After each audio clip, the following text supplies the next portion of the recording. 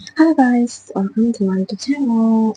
Sebelumnya, kenalin aku Muftiatul Aisyah. Aku seorang ex survivor kurang lebih 16 tahun namanya ya dari kecil yang akhirnya bisa sembuh dan membaik berkat Elimination Diet. Oke, nanti aku akan sharing bagaimana pengalaman aku dan apa sih Elimination Diet itu. Elimination Diet ini itu nggak ada hubungannya sama sekali dengan yang namanya diet untuk kurus atau pengurangan kalori atau apapun itu ya yang berhubungan dengan kurus, bukan ya guys ya. Elimination diet ini itu mengurangi makanan-makanan yang bisa menjadi pemicu adanya eksim atau inflamasi yang ada di tubuh kita itu menjadi lebih parah gitu. Yang harus dikurangi apa sih Kak? Ada makan makanan yang termasuk dalam kategori proinflamasi, bersifat asam atau asidik, makanan yang sitrus, ataupun makanan-makanan yang tidak bergizi ya, yang tidak bernutrisi, baik itu dari makanannya ataupun cara pengolahannya gitu. Dan ada juga sayuran-sayuran yang memang tidak dianjurkan saat aku memutuskan untuk ED ya. Contohnya ada sayuran lettuce, ada tomat, paprika, terus ada terong, ada kentang sama cabai. Kenapa nggak boleh? Karena sayuran tersebut memiliki zat kimia alaminya ya saat proses pembuatannya, entah itu di daging dan di kulitnya, yang bernama salanin.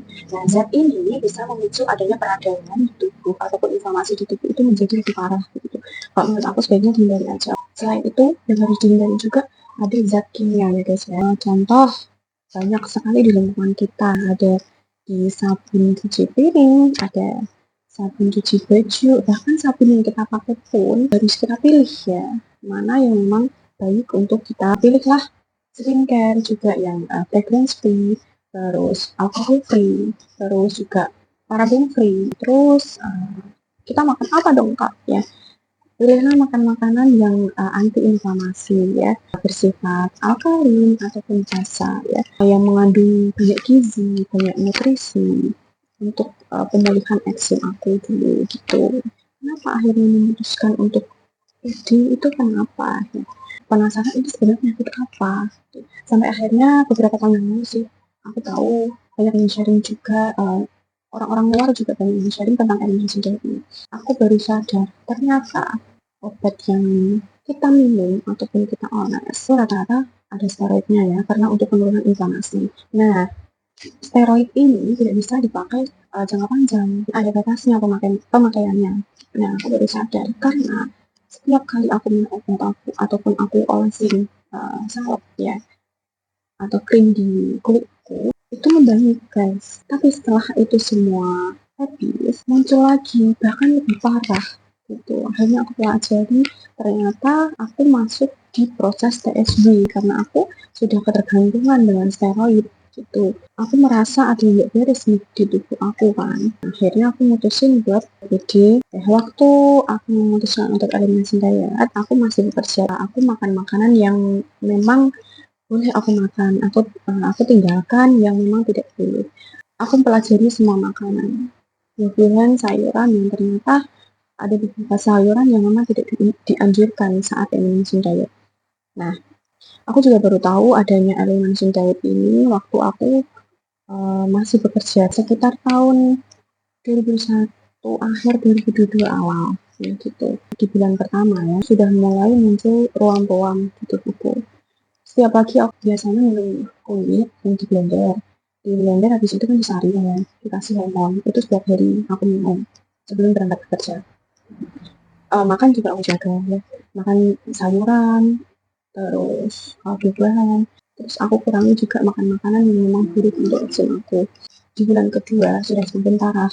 Nah, bulan ketiga ini puncaknya sampai akhirnya aku gagal eliminasi diet. Gitu. Kenapa aku mengatakan aku gagal? Ya, karena waktu itu cukup berat ya buat aku ya. Waktu itu kebetulan hujan ya. Aku harus berangkat kerja dari pagi hujan, pulangnya hujan dengan kondisi tubuh yang hampir 70-80% lah itu iritasi semua ya, dan basah. Waktu itu aku mengalami eksim itu dermatitis atopik sama distotik di bagian telapak kaki. Setiap hari harus diolesin sama minyak kelapa. Aku ingat banget waktu itu dari Sabtu ya, dari Sabtu aku jalan tuh udah agak pincang ya, karena kedua telapak kaki aku itu ada distotik dan sudah mulai infeksi gitu. Nah di hari Minggu ya, aku masih belum ke dokter nih, masih belum minta obat, masih aku kuat lah, masih kuat. Hari Senin ya, kemudian aku nggak bisa jalan, akhirnya aku mutusin buat minum obat ya. Aku konsumsi lagi steroid ya, karena memang aku ngerasa udah nggak kuat di situ, nggak bisa jalan kan. Lagi aku contohin ya, ini tuh ini aku ibaratin kaki aku. Yang sehat itu tinggal ini aja, tinggal di ujungnya sini aja. Bahkan di sela-sela jari pun itu ada ya, 2 kaki gitu semua. Gimana yang bisa jalan coba kali bayangin. Nah, terus aku dokter, aku minum obatnya itu enggak semuanya, aku minum cuma beberapa aja. Saat aku mulai merasa oh ini sudah lebih oke, walaupun nggak full ya, terutama di bagian kaki, aku stop steroid, stop obatnya, karena aku tahu steroid walaupun jenuh atau untuk otomatis itu akan membuat aku perlindungan. Aku nggak mau lagi ya balik ke situ. Bukan berarti steroid itu buruk ya guys ya, tapi dari sini aku jadi lebih tahu batasan aku memakai obat-obatan itu, karena aku takut efek jangka panjangnya gitu. Karena ini juga aku bisa lebih peduli dengan diri aku, yang akhirnya aku tahu bahwa steroid itu bukan tujuan utamaku saat aku flare up ataupun saat aku iritasi. Aku cukup menjaga pola makan untuk saat ini. Sampai mana tadi? Lupa guys. Oke, tadi aku nggak bisa jalan ya, dari ini aku minum obat, terus sudah membaik tuh aku stop obatnya. Nah, hari Selasa yang Rabu aku bisa berangkat kerja. Hari Kamisnya ada insiden lagi ya, kakiku kesiram air panas dua-duanya, dan akhirnya aku fokusnya untuk penyembuhan luka bakar aku dulu. Waktu sembuh aku mulai pede lagi.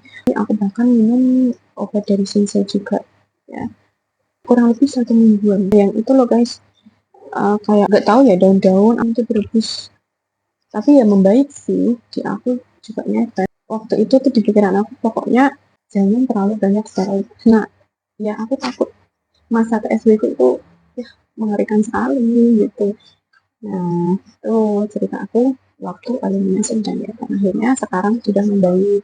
Ya aku bersyukur untuk itu, karena aku takut juga untuk jangka panjangnya ya jika terus-terusan minum obat begitu. Buat kalian yang mungkin sekarang masih berjuang untuk hasilnya, kalian harus yakin sama diri kalian ya, bahwa kalian itu bisa sembuh ya, banyak jalan untuk menuju sembuh ya. Elimination diet ini menurut aku efek TSW di setiap orang itu berbeda-beda ya guys, karena kita kan nggak tahu ya zat kimia apa yang sudah kita konsumsi, terus berapa banyak steroid, berapa banyak kita ketergantungan terhadap obat steroid itu, kan masing-masing orang berbeda.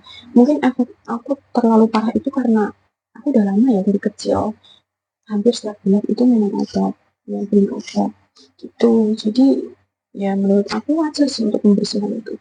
Dan kalau kita ubah pola hidup kita menjadi lebih sehat, itu bukan cuma kulit kita ya yang lebih bisa lebih sehat, tapi organ dalam kita juga dibersihkan. Oke, untuk beberapa tips dari aku ya guys, kalian bisa konsumsi ikan yang mengandung banyak omega 3 untuk anti peradangan ya, sama buah-buahan dan sayur-sayuran yang memang anti inflamasi. Bisa konsumsi kunyit dan juga dicampur dengan lemon. Lemon itu bagus kok untuk membersihkan liver ya guys ya.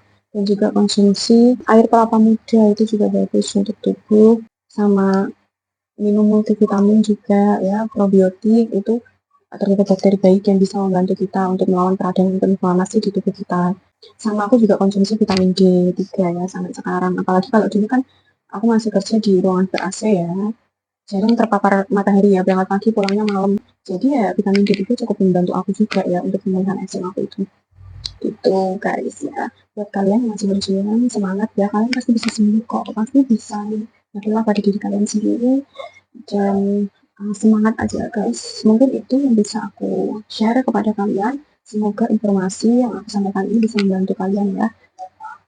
Oke, aku kira cukup untuk video kali ini. Terima kasih udah tonton sampai habis.